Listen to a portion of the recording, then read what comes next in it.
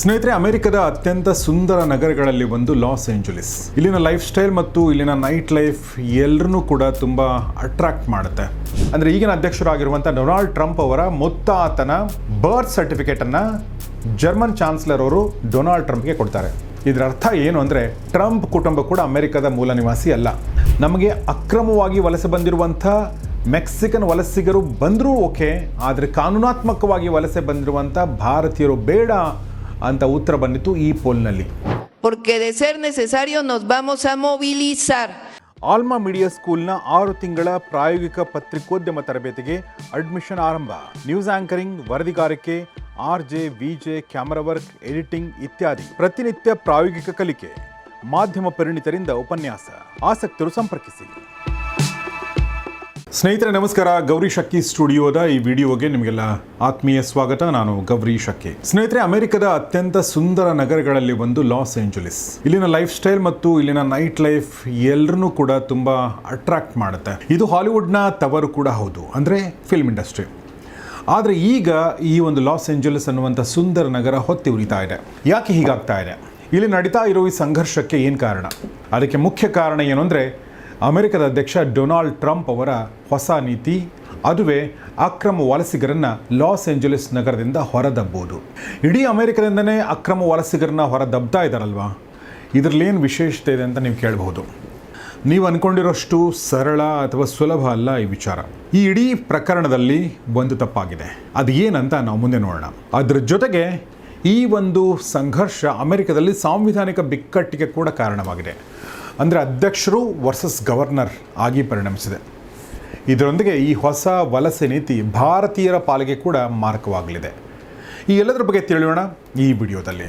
ಸ್ನೇಹಿತರೆ, ಈ ಒಂದು ವಿಡಿಯೋನ ಸ್ಪಾನ್ಸರ್ ಮಾಡಿದ್ದು ಕ್ಯೂ ಪ್ರಚಾರ್ ಅನ್ನುವಂಥ ಡಿಜಿಟಲ್ ಮಾರ್ಕೆಟಿಂಗ್ ಏಜೆನ್ಸಿ. ನಿಮ್ಮ ಪ್ರಾಡಕ್ಟ್, ನಿಮ್ಮ ಸರ್ವಿಸ್, ನಿಮ್ಮ ಬಿಸ್ನೆಸ್ ಅಥವಾ ನಿಮ್ಮ ಪರ್ಸನಲ್ ಬ್ರ್ಯಾಂಡನ್ನು ಆನ್ಲೈನಲ್ಲಿ ಡಿಜಿಟಲ್ ಮೀಡಿಯಾದಲ್ಲಿ ಪ್ರಮೋಟ್ ಮಾಡಬೇಕು ಅಂದರೆ ಈ ಕ್ಯೂ ಪ್ರಚಾರ ಸಂಸ್ಥೆಯನ್ನು ತಾವು ಸಂಪರ್ಕಿಸಬಹುದು. ಅವರ ಫೋನ್ ನಂಬರ್ ನಮ್ಮ ಸ್ಕ್ರೀನಲ್ಲಿದೆ.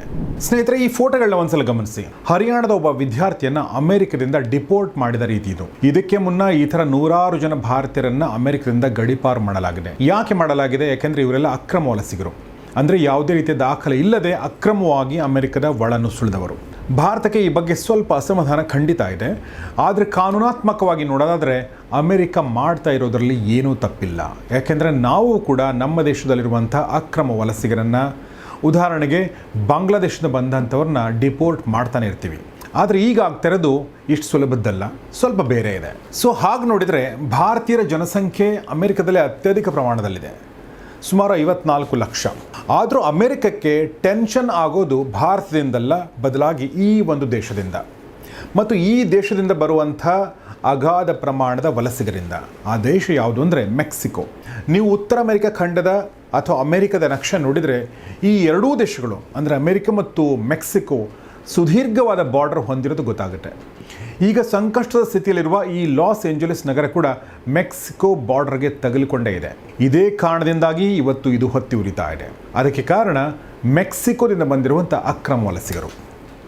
ಈ ನಗರಕ್ಕೆ ಮೆಕ್ಸಿಕೋ ವಲಸಿಗರ ಹರಿವಿನ ಪ್ರಮಾಣ ದಶಕಗಳಿಂದ ನಡೀತಾ ಇದೆ. ಇದು ಶುರುವಾಗಿದ್ದು ಹೇಗೆ ಮತ್ತು ಇವತ್ತು ಇದು ಎಲ್ಲಿಗೆ ಬಂದು ನಿಂತಿದೆ? ಬನ್ನಿ ನೋಡೋಣ.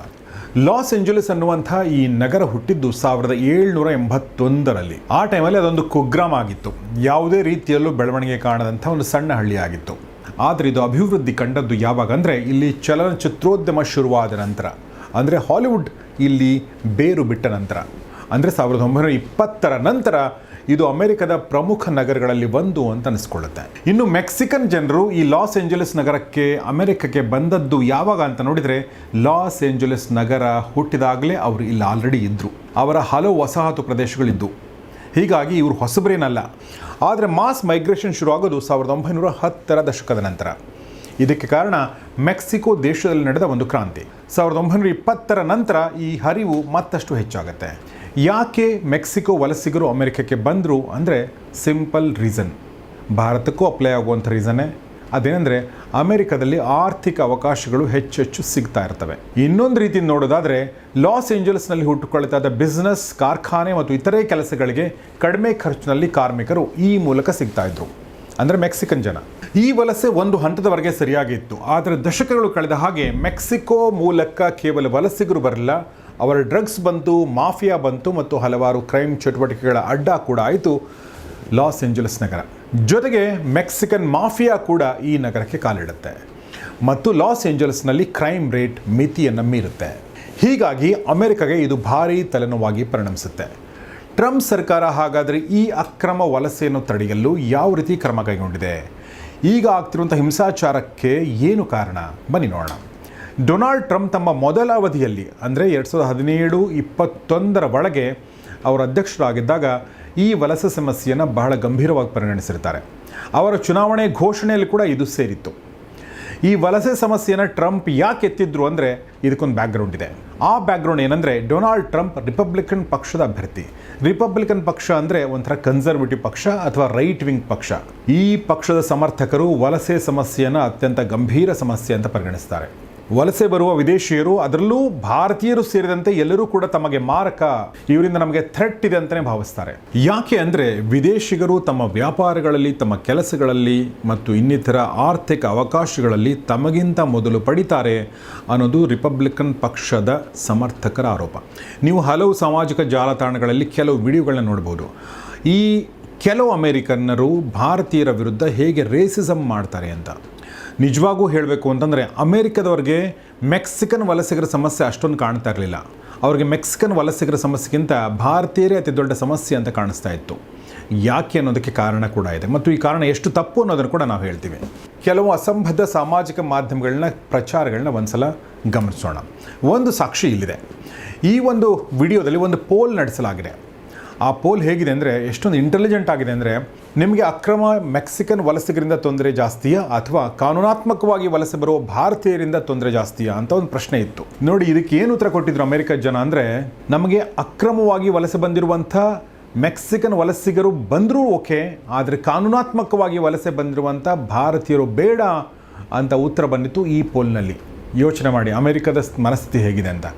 ಈಗ ಅಮೆರಿಕಕ್ಕೆ ಸರಿಯಾದ ಉತ್ತರವನ್ನು ಈ ಮೆಕ್ಸಿಕನ್ ವಲಸಿಗರು ನೀಡಿದ್ದಾರೆ. ಯಾಕೆಂದರೆ ಅಮೆರಿಕ ಈ ಮೊದಲು 1,000ಕ್ಕೂ ಹೆಚ್ಚು ಭಾರತೀಯರನ್ನು ತನ್ನ ದೇಶದಿಂದ ಗಡೀಪಾರು ಮಾಡಿತ್ತು. ಆದರೆ ಯಾವ ಭಾರತೀಯರು ಕೂಡ ಅಲ್ಲಿ ಒಂದು ಹುಲ್ಲು ಕಡ್ಡಿಯನ್ನು ಕೂಡ ಸುಡಲಿಲ್ಲ. ಆದರೆ ಇವತ್ತು ಅದೇ ಅಮೆರಿಕ ಮೆಕ್ಸಿಕನ್ ಜನರನ್ನು ಅಮೆರಿಕದಿಂದ ಹೊರದಬ್ಬಲು ಮುಂದಾದಾಗ ಏನಾಯಿತು ಅನ್ನೋದನ್ನು ಇಡೀ ಜಗತ್ತೇ ನೋಡ್ತಾ ಇದೆ. ಇಡೀ ಲಾಸ್ ಏಂಜಲಸ್ ಹೊತ್ತಿ ಉರಿತಾ ಇದೆ. ಇದು ಅಕ್ರಮ ವಲಸಿಗರು ಮತ್ತು ಕಾನೂನಾತ್ಮಕವಾಗಿ ಅಮೆರಿಕಕ್ಕೆ ಬಂದಂಥವರ ಮಧ್ಯೆ ಇರುವಂಥ ಒಂದು ದೊಡ್ಡ ವ್ಯತ್ಯಾಸ. ಈಗ ಮತ್ತೆ ನಾವು ಈ ವಿಚಾರಕ್ಕೆ ಬರೋದಾದರೆ, ಡೊನಾಲ್ಡ್ ಟ್ರಂಪ್ ತಮ್ಮ ಮೊದಲ ಅವಧಿಯಲ್ಲಿಯೇ ಇದನ್ನು ತುಂಬ ಗಂಭೀರವಾಗಿ ಪರಿಗಣಿಸಿರ್ತಾರೆ. ಈ ಒಂದು ಸಮಸ್ಯೆ ಪರಿಹಾರಕ್ಕೆ ಡೊನಾಲ್ಡ್ ಟ್ರಂಪ್ ಏನು ಮಾಡ್ತಾರೆ ಅಂತಂದರೆ, ಮೆಕ್ಸಿಕೋ ಮತ್ತು ಅಮೆರಿಕ ಮಧ್ಯೆ ಒಂದು ದೊಡ್ಡ ಗೋಡೆಯನ್ನು ನಿರ್ಮಾಣ ಮಾಡಲು ಹೊರಡ್ತಾರೆ. ಆದರೆ ಅವರ ಗುರಿ ಸಂಪೂರ್ಣ ಆಗೋದಿಲ್ಲ. ಇದರೊಂದಿಗೆ zero tolerance policy, remain in Mexico policy, migrant protection protocol ಅಂತ ಕಟ್ಟುನಿಟ್ಟಿನ ಪಾಲಿಸಿಗಳನ್ನ ಜಾರಿಗೆ ತರ್ತಾರೆ. ಇದ್ರ ಜೊತೆಗೆ ಅಕ್ರಮ ವಲಸಿಗರನ್ನ ಗಡೀಪಾರು ಮಾಡಲು ICE ಅಂದರೆ US ಇಮಿಗ್ರೇಷನ್ ಆ್ಯಂಡ್ ಕಸ್ಟಮ್ಸ್ ಎನ್ಫೋರ್ಸ್ಮೆಂಟ್ಗೆ ಹೆಚ್ಚಿನ ಶಕ್ತಿಯನ್ನು ತುಂಬಲಾಗುತ್ತೆ. ಆದರೂ ಕೂಡ ಈ ಅಕ್ರಮ ವಲಸೆಯನ್ನು ಸಂಪೂರ್ಣವಾಗಿ ತೊಡೆದು ಹಾಕಲು, ನಿಲ್ಲಿಸಲು ಟ್ರಂಪ್ ಅವರಿಗೆ ತಮ್ಮ ಮೊದಲ ಅವಧಿಯಲ್ಲಿ ಕೆಲಸ ಮಾಡಲು ಆಗಲಿಲ್ಲ. ಈಗ ಟ್ರಂಪ್ ಅವರದು 2ನೇ ಅವಧಿ. ಈ ಬಾರಿ ಟ್ರಂಪ್ ತಾನು ತನ್ನ ಮತದಾರರಿಗೆ ಕೊಟ್ಟ ಮಾತನ್ನು ಉಳಿಸ್ಕೊಳ್ತೇನೆ ಅನ್ನುವ ದೃಢ ನಿರ್ಧಾರದಿಂದ ಅಕ್ರಮ ವಲಸಿಗರನ್ನ ದೇಶ ಬಿಟ್ಟು ಹೊರದಬ್ತಾ ಇದ್ದಾರೆ. 2025ರಲ್ಲಿ ಅಂದರೆ ಈ ವರ್ಷದ ಜನವರಿಯಿಂದ ಮೇವರೆಗೆ ಒಟ್ಟು 65,682 ಅಕ್ರಮ ವಲಸಿಗರನ್ನು ಗಡೀಪಾರು ಮಾಡಲಾಗಿದೆ. ಇದರಲ್ಲಿ ಲ್ಯಾಟಿನ್ ಅಮೆರಿಕ ಜನ ಇದ್ದಾರೆ, ವೆನಿಜುವೆಲಾ, ಕ್ಯೂಬಾ, ಮಧ್ಯ ಅಮೆರಿಕ ದೇಶಗಳು ಹಾಗೂ ಇತರೆ ದೇಶಗಳಾದ ಭಾರತ, ಚೀನಾ, ಬ್ರೆಜಿಲ್ನ ಅಕ್ರಮ ವಲಸಿಗರನ್ನು ಕೂಡ ಅಮೆರಿಕ ಭಾರೀ ಪ್ರಮಾಣದಲ್ಲಿ ಗಡೀಪಾರು ಮಾಡಿದೆ. ಹೀಗೆ ವಲಸಿಗರು, ಮೂಲ ನಿವಾಸಿಗಳು ಮಧ್ಯೆ ಒಂದು ಚರ್ಚೆ ನಡೀತಿರ್ಬೇಕಾದ್ರೆ ಇಲ್ಲಿ ಒಂದು ಭಾಳ ಇಂಟ್ರೆಸ್ಟಿಂಗ್ ಆಗಿರುವಂಥ ಒಂದು ವಿಡಿಯೋ ವೈರಲ್ ಆಗ್ತಾ ಇದೆ. ಈ ವಿಡಿಯೋ ನೋಡಿದರೆ ನಿಮ್ಗೆ ಅರ್ಥ ಆಗುತ್ತೆ ಅದೇನೆಂದರೆ, ನಿಜವಾದ ವಲಸಿಗರು ಯಾರು, ನಿಜವಾದ ಮೂಲ ನಿವಾಸಿಗಳು ಯಾರು. ಇಡೀ ಈ ಸಂಘರ್ಷವನ್ನು, ಈ ಘಟನೆಯನ್ನು ಇನ್ನೊಂದು ರೀತಿಯಲ್ಲಿ ನೋಡುವಂತೆ ಮಾಡುತ್ತೆ ಈ ವಿಡಿಯೋ. ಒಂದ್ಸಲ ನೋಡಿ. This is the birth certificate of Donald Trump's grandfather, born in 1869, close to Bad Dürkheim, right? Yeah. That's called And his serious. Christian name was Friedrich. Right? That's serious German. Serious right? German name. That's serious German. Bad Dürkheim is serious German. But I want to thank you very much for, first of all, I want to thank you for that. That's My beautiful. pleasure. Thank you very much. Thank you again. Fantastic. ಈ ವಿಡಿಯೋದಲ್ಲಿ ಏನಿದೆ ಅಂದರೆ, ಕೆಲವು ದಿನಗಳ ಹಿಂದೆ ಅಮೆರಿಕಕ್ಕೆ German chancellor Friedrich merge ಅವರು ಪ್ರವಾಸ ಕೈಗೊಂಡಿರ್ತಾರೆ. ಆ ಟೈಮಲ್ಲಿ ಅವರು ಡೊನಾಲ್ಡ್ ಟ್ರಂಪ್ ಅವರಿಗೆ ಅವರ ಜರ್ಮನ್ ಗ್ರ್ಯಾಂಡ್ ಫಾದರ್ ಅವರ ಬರ್ತ್ ಸರ್ಟಿಫಿಕೇಟನ್ನು ಫ್ರೇಮ್ ಮಾಡಿ ಕೊಡ್ತಾರೆ. ಅರ್ಥ ಆಯ್ತಾ ನಿಮಗೆ? ಅಂದರೆ ಈಗಿನ ಅಧ್ಯಕ್ಷರಾಗಿರುವಂಥ ಡೊನಾಲ್ಡ್ ಟ್ರಂಪ್ ಅವರ ಮುತ್ತಾತನ ಬರ್ತ್ ಸರ್ಟಿಫಿಕೇಟನ್ನು ಜರ್ಮನ್ ಚಾನ್ಸಲರ್ ಅವರು ಡೊನಾಲ್ಡ್ ಟ್ರಂಪ್ಗೆ ಕೊಡ್ತಾರೆ. ಇದರ ಅರ್ಥ ಏನು ಅಂದರೆ ಟ್ರಂಪ್ ಕುಟುಂಬ ಕೂಡ ಅಮೆರಿಕದ ಮೂಲ ನಿವಾಸಿ ಅಲ್ಲ. ಅವರ ಮುತ್ತಾತ ಜರ್ಮನಿಯಿಂದ ಅಮೆರಿಕಕ್ಕೆ ಬಂದವರು. ಇವರೊಬ್ಬ ಬಾರ್ಬರ್ ಆಗಿ ಅಮೆರಿಕದಲ್ಲಿ ಮೊದಲು ಕೆಲಸ ಮಾಡ್ತಾ ಇದ್ರು. ನಂತರ ಬೆಳೆದ್ರು. ಈಗ ಅವರ ಮೊಮ್ಮಗ ರಾಷ್ಟ್ರದ ಅಧ್ಯಕ್ಷರಾಗಿದ್ದಾರೆ. ಹಾಗೆ ನೋಡಿದರೆ ಅಮೆರಿಕದ ಯಾವುದೇ ವ್ಯಕ್ತಿ ಕೂಡ ಅಮೆರಿಕ ಮೂಲದವರಲ್ಲ. ಅಮೆರಿಕ ಮೂಲದವ್ರನ್ನ ಕಂಪ್ಲೀಟಾಗಿ ಮೂಲೆ ಗುಂಪು ಮಾಡಲಾಗಿದೆ. ಎಲ್ಲರೂ ಕೂಡ ಅಲ್ಲಿ ವಲಸೆ ಬಂದವರೇ. ವಿಶೇಷವಾಗಿ ಬಂದಂಥವರು ಯುರೋಪ್ನಿಂದ. ಹೀಗಾಗಿ ಜರ್ಮನ್ ಚಾನ್ಸಲರ್ ಕೊಟ್ಟಂಥ ಈ ಗಿಫ್ಟ್ ಟ್ರಂಪ್ ಅವರಿಗೆ ತಮ್ಮ ಮೂಲ ಯಾವುದು ಅನ್ನೋದು ನೆನಪಿಸಿದೆ. ಆದರೆ ಅದು ಅವ್ರಿಗೆ ಎಷ್ಟರ ಮಟ್ಟಿಗೆ ಮನವರಿಕೆ ಆಗಿದೆ ಅನ್ನೋದು ಬೇರೆ ವಿಚಾರ. ಈಗ ಮತ್ತೆ ಲಾಸ್ ಏಂಜಲ್ಸ್ ವಿಚಾರಕ್ಕೆ ಬರೋದಾದರೆ, ಇದೇ ತಿಂಗಳ 6ನೇ ತಾರೀಕಿನಂದು ICE ಅಧಿಕಾರಿಗಳು ಲಾಸ್ ಏಂಜಲ್ಸ್ ನಗರದ ಮೇಲೆ ದಾಳಿ ನಡೆಸ್ತಾರೆ. ಆದರೆ ಒಂದು ತಪ್ಪನ್ನು ಮಾಡ್ತಾರೆ. ಆ ತಪ್ಪು ಏನಂದರೆ, ಅಕ್ರಮ ವಲಸಿಗರು ಯಾರು, ಕಾನೂನಾತ್ಮಕವಾಗಿ ವಲಸೆ ಬಂದವರು ಯಾರು ಅನ್ನೋ ಭೇದ ಭಾವ ಮಾಡದೆ 118 ಜನರನ್ನು ಬಂಧಿಸ್ತಾರೆ. ಇದು ಪ್ರತಿಭಟನೆಗೆ ಕಾರಣ ಆಗುತ್ತೆ. ಪ್ರತಿಭಟನೆ ಹಿಂಸಾಚಾರಕ್ಕೆ ತಿರುಗುತ್ತೆ. ಪರಿಸ್ಥಿತಿ ಯಾವಾಗ ಕೈ ಮೀರಿ ಹೋಗ್ತದೆ ಅಂತ ಅನಿಸುತ್ತೋ ಆಗ ಟ್ರಂಪ್ ಕೂಡ ಒಂದು ತಪ್ಪು ಮಾಡ್ತಾರೆ. ಅದೇನು ಅಂದರೆ, ಲಾಸ್ ಏಂಜಲ್ಸ್ ನಗರದ ಗವರ್ನರ್ ಗೆವಿನ್ ನ್ಯೂಸಮ್ ಹಾಗೂ ಮೇಯರ್ ಕರೆನ್ ಬಾಸ್ ಅವರ ಸಲಹೆ ಪಡೆಯದೆ ಸುಮಾರು 2000 ನ್ಯಾಷನಲ್ ಗಾರ್ಡ್ಸ್ಗಳನ್ನು ಲಾಸ್ ಏಂಜಲ್ಸ್ ನಗರಕ್ಕೆ ಕಳಿಸ್ತಾರೆ. ಇದು ಪರಿಸ್ಥಿತಿಯನ್ನು ಮತ್ತಷ್ಟು ಬಿಗಡಾಯಿಸುತ್ತೆ. ಟ್ರಂಪ್ ಅವರ ಈ ನಿರ್ಧಾರ ಅಮೆರಿಕದ ಫೆಡರಲ್ ಮತ್ತು ಸ್ಟೇಟ್ ಆಡಳಿತದ ವಿರುದ್ಧ ಇದೆ ಅನ್ನೋ ಕಟು ಟೀಕೆಯ ಮಾತುಗಳನ್ನು ಲಾಸ್ ಏಂಜಲ್ಸ್ ನಗರದ ಗವರ್ನರ್ ಗೆವಿನ್ ನ್ಯೂಸಮ್ ಹೇಳಿದ್ದಾರೆ. ನಿಮ್ಗೆ ಗೊತ್ತಿರ್ಬೋದು, US-ನಲ್ಲಿ ಫೆಡರಲ್ ಮತ್ತು ಸ್ಟೇಟ್ಗಳು ಬೇರೆ ಬೇರೆ ಸಂವಿಧಾನಗಳನ್ನು ಮತ್ತು ಕೆಲವು ಪ್ರತ್ಯೇಕ ಕಾನೂನುಗಳನ್ನ ಹೊಂದಿರ್ತವೆ. ಹೆಸರೇ ಹೇಳುವ ಹಾಗೆ ಯುನೈಟೆಡ್ ಸ್ಟೇಟ್ಸ್ ಆಫ್ ಅಮೆರಿಕ ಹಲವು ರಾಜ್ಯಗಳ ಒಂದು ಸಂಯುಕ್ತ ಸಂಸ್ಥಾನ. ಆದರೆ ಟ್ರಂಪ್ ಈ ಗವರ್ನರ್ನ ಆರೋಪ ತಳ್ಳಿ ಹಾಕಿದ್ದು ಲಾಸ್ ಏಂಜಲ್ಸ್ ಪೊಲೀಸರು ಈ ಪ್ರತಿಭಟನೆ ನಿಲ್ಲಿಸಲು ಅಸಮರ್ಥರಾಗಿದ್ದರು. ಹೀಗಾಗಿಯೇ ನಾನು ನ್ಯಾಷನಲ್ ಗಾರ್ಡ್ಸ್ನ ಕಳಿಸಿದೆ ಅನ್ನೋ ಮಾತನ್ನು ಹೇಳಿದ್ದಾರೆ. ಇನ್ನೂ ಮುಂದುವರಿದು, ನಾನೇನಾದರೂ ನ್ಯಾಷನಲ್ ಗಾರ್ಡ್ಸ್ನ ಬಾಸ್ ಆಗಿದ್ದರೆ ಗವರ್ನರ್ ಕೂಡ ಅರೆಸ್ಟ್ ಮಾಡ್ತಿದ್ದೆ ಅನ್ನೋ ಮಾತನ್ನು ಕೂಡ ಹೇಳಿದ್ದಾರೆ. ಆದರೆ ನ್ಯಾಷನಲ್ ಗಾರ್ಡ್ಸ್ಗಳ ನಿಯೋಜನೆ ಮಾಡಿದ ನಂತರ ಹಿಂಸಾಚಾರ ಒಂದು ಹಂತಕ್ಕೆ ಕಡಿಮೆ ಆಗಿದೆ, ಆದರೂ ಸಂಪೂರ್ಣವಾಗಿ ನಿಂತಿಲ್ಲ. ಈ ಪ್ರತಿಭಟನೆಯಲ್ಲಿ ಅಕ್ರಮ ಮೆಕ್ಸಿಕನ್ ವಲಸಿಗರ ಜೊತೆಗೆ ಕಾನೂನಾತ್ಮಕವಾಗಿ ಬಂದಿರುವಂಥ ಮೆಕ್ಸಿಕೋ ಜನ ಕೂಡ ಸೇರಿದ್ದಾರೆ. ಇದಕ್ಕೆ ಇನ್ನೊಂದು ಕಾರಣ ಇದೆ. ಆ ಕಾರಣ ಏನು ಅಂದರೆ ರೆಮಿಟೆನ್ಸ್ ಟ್ಯಾಕ್ಸ್. ಈ ರೆಮಿಟೆನ್ಸ್ ಟ್ಯಾಕ್ಸ್ ಏನು ಅಂದರೆ, ಒಂದು ದೇಶದಿಂದ ಅಲ್ಲಿ ನೆಲೆಸಿರುವ ವಲಸಿಗರು ತಮ್ಮ ಸ್ವದೇಶಕ್ಕೆ, ತಮ್ಮ ಮಾತೃದೇಶಕ್ಕೆ ಕಳಿಸುವಂಥ ಹಣದ ಮೇಲೆ ವಿಧಿಸುವ ಟ್ಯಾಕ್ಸ್, ಅದುವೇ ರೆಮಿಟೆನ್ಸ್ ಟ್ಯಾಕ್ಸ್. ಈ ಟ್ಯಾಕ್ಸ್ ಬಗ್ಗೆ ನಿನ್ನೆ ಮಾಡಿರೋ ವಿಡಿಯೋದಲ್ಲಿ ಟ್ರಂಪ್ ವರ್ಸಸ್ ಎಲಾನ್ ಮಸ್ಕ್ ಇದರಲ್ಲಿ ಸಾಕಷ್ಟು ಮಾಹಿತಿ ಕೊಟ್ಟಿದ್ದೀನಿ, ಅದನ್ನು ನೀವು ಗಮನಿಸಬಹುದು. ಭಾರತೀಯರು ಇದಕ್ಕೆ ಮನಸ್ಸಿಲ್ಲದ ಮನಸ್ಸಿನಲ್ಲಿ ಆಯಿತು ಅಂತ ಒಪ್ಕೊಂಡ್ರೂ ಕೂಡ ಮೆಕ್ಸಿಕನ್ ಜನರಿಗೆ ಇದು ಇಷ್ಟ ಇಲ್ಲ. ಇದಕ್ಕೆ ಸಾಕ್ಷಿಯಾಗಿ ಮೆಕ್ಸಿಕೋ ಅಧ್ಯಕ್ಷ ಕ್ಲಾಡಿಯಾ ಶಿನ್ಬಾಮ್ ಒಂದು ಹೇಳಿಕೆ ನೀಡಿದ್ದಾರೆ. ಅವ್ರು ಹೇಳ್ತಾರೆ, ಅಮೆರಿಕ ಹೊರಿಸಿರುವ ಈ ರೆಮಿಟೆನ್ಸ್ ಟ್ಯಾಕ್ಸನ್ನು ನಾವು ಒಪ್ಕೊಳ್ಳೋದಿಲ್ಲ. ಮೆಕ್ಸಿಕೋ ಜನರು ತಮ್ಮ ತಾಯ್ನಾಡಿಗೆ ಹಣ ಕಳಿಸಲು ಬಯಸಿದರೆ ಅದು ಅವರ ಸ್ವಾತಂತ್ರ್ಯ. ಅವಶ್ಯಕತೆ ಬಿದ್ದರೆ ಅಮೆರಿಕದಲ್ಲಿ ಇನ್ನಷ್ಟು ಜನರನ್ನು ಮೊಬಲೈಸ್ ಮಾಡಲಾಗುವುದು ಅನ್ನೋ ಮಾತನ್ನು ಕೂಡ ಅವರು ಹೇಳಿದ್ದಾರೆ. Porque de ser necesario nos vamos a movilizar, porque no queremos que haya impuestos a las remesas de nuestros paisanos, de Estados Unidos a México. ಹಾಗಾದರೆ ಅಮೆರಿಕ ಮೂಲಕ ಮೆಕ್ಸಿಕೋಗೆ ಎಷ್ಟೊಂದು ರೆಮಿಟೆನ್ಸ್ ಹೋಗ್ತಾ ಇದೆ? 2024ರ ಅಂಕಿಅಂಶಗಳ ಪ್ರಕಾರ ಮೆಕ್ಸಿಕೋಗೆ ಹೋದ ರೆಮಿಟೆನ್ಸ್ ಅಂದರೆ ಹಣ $64.745 ಬಿಲಿಯನ್ US.